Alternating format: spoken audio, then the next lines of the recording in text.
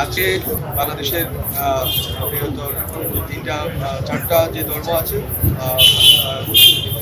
খ্রিস্টান আমরা দেখেছি তাদের বিশেষ করে তাদের যেটা হয় বাংলাদেশে ওনাদের কমিউনিটি লিডার অথবা পলিটিক্যাল লিডারদেরকে ডাকা হয়। কিন্তু আমরা আজকে চেষ্টা করেছি বেসিক্যালি ধর্মীয় নেতৃত্বকে ডাকার জন্য যাদের তাদের সম্প্রদায়ে তাদের নির্মাণে বা তাদের বক্তব্য পৌঁছানোর যথাযথ উপায় আছে, যথাযথ ব্যবস্থা আছে।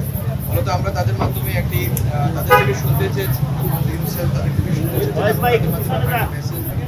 পুরো বাংলাদেশের কাছে এবং বাইরের যারা আছেন দেশের আমাদের দেশের পক্ষে বিপক্ষে সবার কাছে একটা মেসেজ বোঝানোর চেষ্টা করেছি।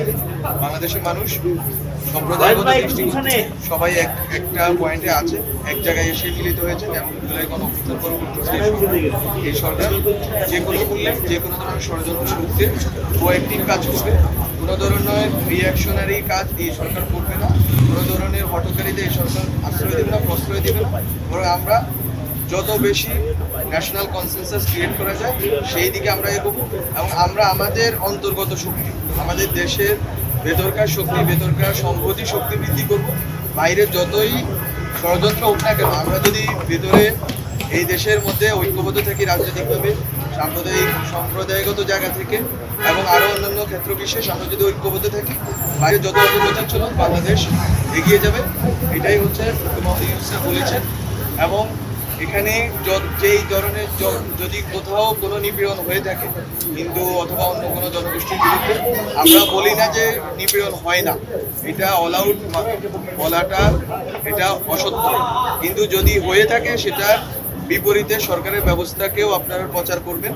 বিশেষ করে সুনামগঞ্জে হওয়ার পরে আমরা ব্যবস্থা নিয়েছি এবং এই ব্যবস্থাটা পত্রিকাতে আপনারা মিডিয়াতে বলবেন, যাতে আমাদের যারা সংখ্যালঘু ভাই বোন আছে তারা যেন ট্রাস্ট পান এই দেশটা তাদের, এই দেশটা সকল নাগরিকের। এবং স্যার শেষ একটা কথা বলেছেন, এই কথা বলে শেষ করি। স্যার বলেছেন সম্প্রীতিটা তো দরকার, কিন্তু সম্প্রীতির সাথে ভয় যাতে জড়িয়ে না যায়, বরং নির্ভয় নাগরিক যাতে নাগরিকেরা নির্ভয়ে চলাফেরা করতে পারে, সবার মধ্যে মেলবন্ধন খুবই স্বাভাবিক গতিতে হয়। আমরা এখন ঠেকায় পড়ছি, এই জন্য হিন্দুদেরকে ডাকতেছি, বৌদ্ধদের ডাকতেছি, এইটা যেন না হয়। এটা হচ্ছে স্যারের দৃষ্টিভঙ্গি, এই সরকারের দৃষ্টিভঙ্গি। বরং একটা ইনহেরেন্ট একটা সহজাত যেই আমাদের যে ঐক্য আছে, সম্প্রীতি আছে, যেই আমাদের যে নির্ভয় আছে, সেটা যেন বজায় থাকে এবং বাংলাদেশ জুলাই গণঅভ্যুত্থান পরবর্তী যেই নতুন পথে রওনা দিয়েছে, এই পথে যাতে আমরা অনেক দূর পর্যন্ত যেতে পারি এবং বাংলাদেশের সকল ধরনের, সকল মতের, সকল পথের এবং ধর্মের জনগোষ্ঠীকে নিয়ে যাতে আমরা একটা শক্তিশালী রাজনৈতিক জনগোষ্ঠী হিসেবে দাঁড়িয়ে বাংলাদেশকে বিশ্বমঞ্চে দাঁড় করাইতে পারি এবং এই জুলাই গণঅভ্যুত্থানের স্পিরিটকে বাস্তবায়ন করে যেতে পারি।